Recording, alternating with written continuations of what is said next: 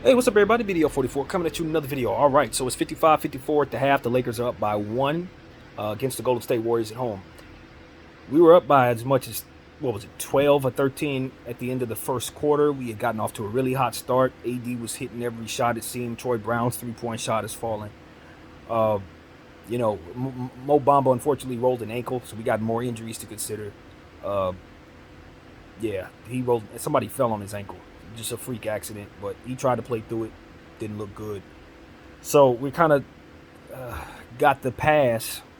I guess you could say you give Darvin Ham a pass for the rotation a little bit because of how that's been further shaved away from us. But you saw where we tried smaller lineups near the end of the quarter, and you saw the score do what I told you it would do. If you watch my video before the game, we talked a great deal about the power forward position.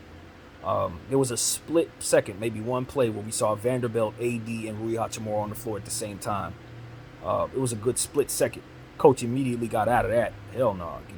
Rui at the three? No, that's going to be way too much success. He subbed out of that and then brought us back to what we know, which is small lineups. Small lineups that can't do nothing for you. So that's what we saw. Just more of the same. Vanderbilt started off really hot. Got to give him all the credit in the world for how he started that first quarter. He was doing everything for us, and that was one of the reasons why we were so hot. But we had him down there with AD for a little bit. But of course, you got to sub those guys out to get a breather. And when you do, you had situations where our coach was going to Troy Brown to play the four. They had some wacky lineup down there right before the quarter ended where it was no Winion, AD down there, Troy Brown at the four. I think it was Malik Beasley, Dennis Schroeder, and somebody else, maybe Austin Reeves or something. I don't know. But the point was, you had a small forward playing the four, and of course, no weak side help. So, it's more of the same, man. We can fight all we want, Lakers. We can believe, we can have all the belief in the world. But at the end of the day, if this coach is going to continue to leave us at a size disadvantage, you're gonna have easy buckets go to the Warriors' way.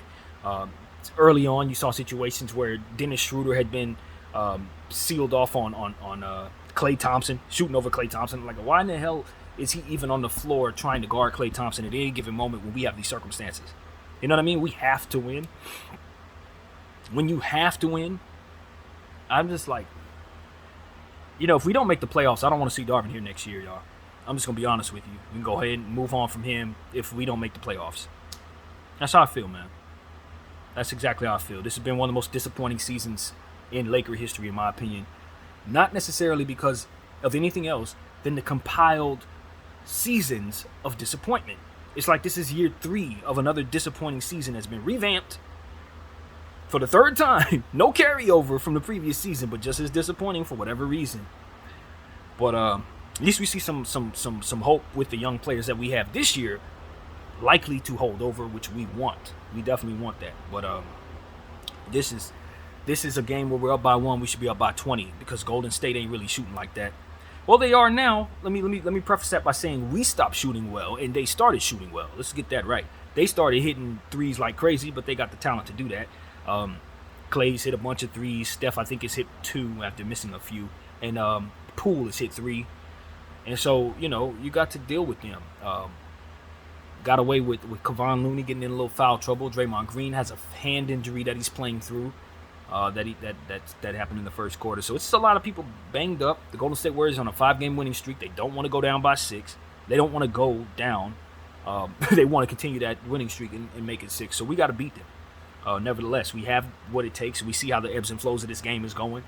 The referees did not necessarily lean into us in the second quarter. It seemed like the Golden State Warriors were getting some things going their way, but they were unhappy with the refs too. Late whistles and stuff like that headed our way. So it's just it's a spirited game, but we just are at a schematic disadvantage because of these injuries.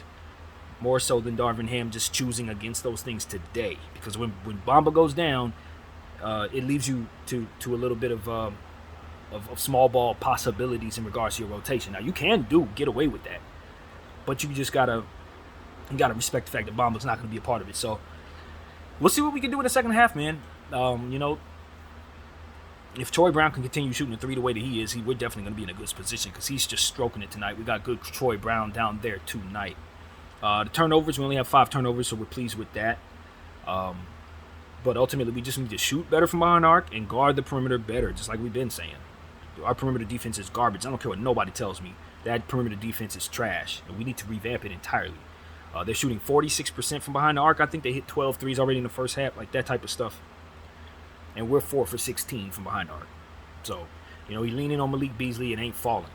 And I want our coach to understand that. Like, look, if Malik isn't scoring the ball, fam, he does have to sit down.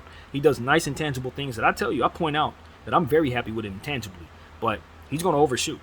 You know what I mean? It just is what it is. It ain't no two ways about it.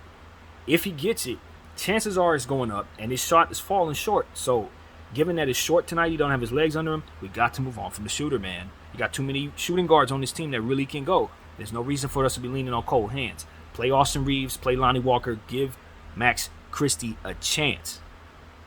So that's what I have to say, man. That's what I have to say. A little disappointed that we're going to be down Mo Bamba in the second half, I believe. But all in all, I just hope that our guys play well. Winyon's playing great with the minutes given. Like I said, Vanderbilt's balling. AD is the high man with 24. He's doing his job. He's definitely playing well, being aggressive in the first quarter. I want to see that carry over into the fourth quarter. Just as aggressive as he was in the first 10 minutes of the game, he needs to be just as aggressive in the last 10 minutes of the game. If we have a slow third quarter, they're going to get out to a fast start, and we're going to be down by a lot. We've seen this a million times with the Golden State Warriors, where we come out flat against them, and they run up a couple three-point shots and have us calling times out in the first 3 minutes of the quarter. I don't want to see that. BDL 44. I thank you all for watching.